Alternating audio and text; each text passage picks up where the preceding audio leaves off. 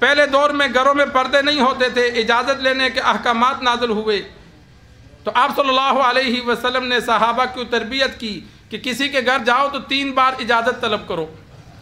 آج کل دروازے ہیں، بیل لگی ہوئی ہے، انسان کو ضروری کام ہے 3 بار بیل دے، آگے سے جواب آتا ہے فبہا، نہیں تو واپس ہو جائے۔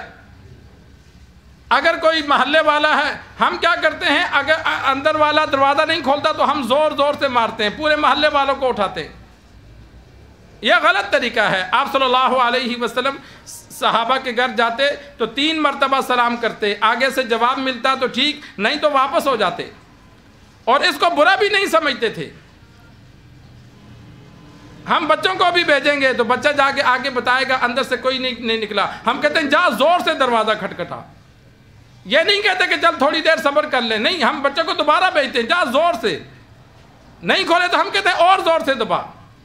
یہ غلط طریقہ ہے۔ کیا پتہ اندر والا سویا ہو یا کسی اور کام میں مصروف ہو یا نہا رہا ہو، فوراً نہیں کھول سکتا۔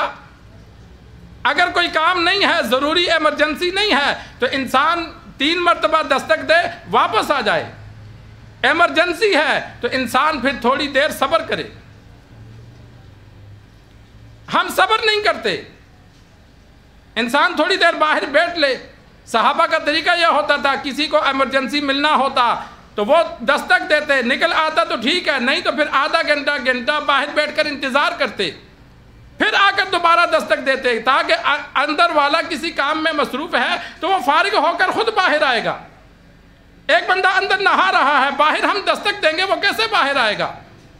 یا کسی اور کام میں مصروف ہے جس کو وہ فوراً چھوڑ نہیں سکتا، تو انسان تھوڑی دیر صبر کرے۔ جس طرح دور سے آنے والا ہے، اب دور سے آنے والا 3 مرتبہ دستک دینے کے بعد واپس تو نہیں جا سکتا، تو واپس نہیں جا سکتا تو بار بار دستک دینے کے بجائے وہ انتظار کرے۔ یہی ادب علماء نے لکھا فون کا ہے۔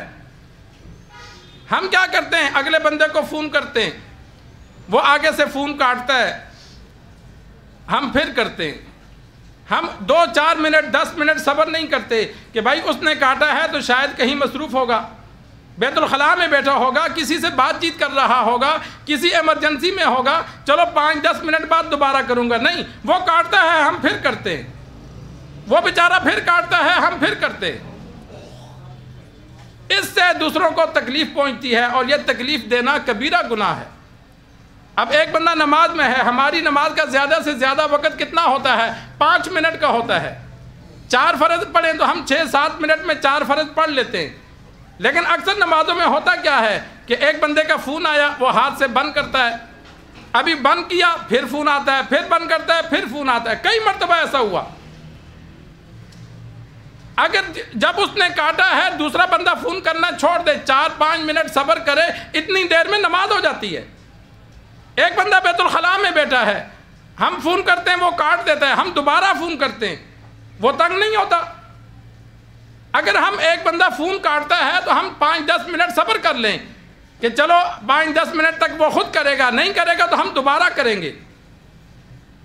ہم یہ صبر نہیں کرتے، جو فون کاٹتا ہے ہم دوبارہ کرتے ہیں، یا جو فون نہیں اٹھاتا تو ہم بار بار فون کرتے ہیں۔ نہیں، ایک بار فون کرو، اگر اس نے اٹھا لیا فبہا، تو نہیں تو پھر اگر ایمرجنسی نہیں ہے تو انسان کچھ دیر صبر کرے، اس کو میسج لکھ دے کہ بھائی میرا آپ سے کام ہے، یا میں نے کوئی بات کرنی ہے، فارغ ہو کر مجھے فون کرنا، یا مجھے مس کال دے دینا، میں فون کر لوں گا۔ ہم بار بار، مولانا تقی عثمانی صاحب دامت برکاتہم العالیہ نے فرمایا کہ لوگ اس ادب کا خیال نہیں کرتے، اور یہ تکلیف دینا بھی کبیرہ گناہ ہے، صغیرہ گناہ نہیں۔ دوسروں کو تکلیف دینا کبیرہ گناہ میں آتا ہے۔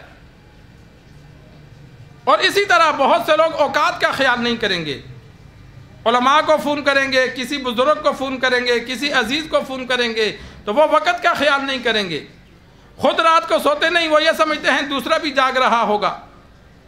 کئی مرتبہ رات کو 2 بجے فون آ جاتا ہے، مولانا صاحب اس مسئلے کا ہم آپس میں ڈسکس کر رہے تھے، تو چلو ہم نے کہا مولوی صاحب سے پوچھ لیتے ہیں، اور بھائی تم جاگ رہے ہو، مولوی تو نہیں جاگ رہا۔ مفتی حمید اللہ جان صاحب نور اللہ مرقدہ، اللہ کروڑوں رحمتیں ان کی قبر پہ نازل فرمائے، وہ ذرا بلڈ پریشر کے مریض تھے، ان کو غصہ بھی آ جاتا تھا، تو ایک جاننے والے تھے، تو انہوں نے مجھے کہا یار میں نے مفتی صاحب کو فون کیا تو وہ آگے سے غصے ہو گئے. میں نے کہا فون کب کیا؟ کہتا یار رات کو 12 بجے فون کیا تھا کہ موسیٰ علیہ السلام کی والدہ کا کیا نام ہے. اب تجھے مفتی صاحب کو غصہ آنا ہی تھا کہ ایک تو وہ بیچارے سوئے ہوئے ہیں, انہوں نے اٹھ کے تہجد پڑھنی ہوتی ہے, ایک تو وہ آرام کر رہے ہیں, اور دوسرا تو سوال وہ کر رہا ہے جس کی تجھے ضرورت ہی نہیں ہے. علماء سے وہ مسائل پوچھو جن کی ضرورت ہے. وہ مسئلہ پوچھنا جس کی ضرورت نہیں ہے وہ گناہ ہے. صحابہ کرام کو آپ صلی اللہ علیہ وسلم نے اور اللہ تبارک و تعالی نے فرضی سوالات کرنے سے منع فرمایا تھا کہ ایسا ہو جائے تو پھر کیا ہو, ایسا ہو جائے پھر کیا ہو. نہیں, جو تمہیں ضرورت ہے, جو تمہارے ساتھ معاملہ پیش آیا وہ مسئلہ پوچھو, جو ضرورت نہیں ہے وہ مت پوچھو. جو مسئلہ ضرورت ہے وہ پوچھو. تو میں نے کہا جب موسیٰ علیہ السلام کی والدہ کا نام کیا تھا تجھے ضرورت نہیں تھی, پھر پوچھا بھی تو نے ایسے وقت میں, پھر پوچھنے کا طریقہ بھی غلط تھا. اگر امتحانات میں سوال آ رہا ہے, میٹرک کے امتحانات ہوں, 9th کے ہوں, ایسے کوئی تاریخی یا اسلامی سوالات ہوں, تو پھر سوال کرنے کا عالم سے طریقہ یہ ہوتا ہے کہ انسان پہلے یہ بات کہے حضرت جی ہمارے سوالات کا امکان ہے, اسلامیات کے یہ سوالات آ سکتے ہیں, تو ہمیں علم نہیں ہے, چلو آپ بتا دیں. یہ تو چلو طالب علم کی ضرورت ہے, اس کے لیے ضرورت ہے, اس کو بتایا جائے گا, اور لیکن وہ بھی وقت کا خیال رکھا جائے, آدھی رات کو تو فون نہ کیا جائے. تو یہ چھوٹی چھوٹی باتیں. مولانا تقی عثمانی صاحب کا میں بیان دیکھ رہا تھا.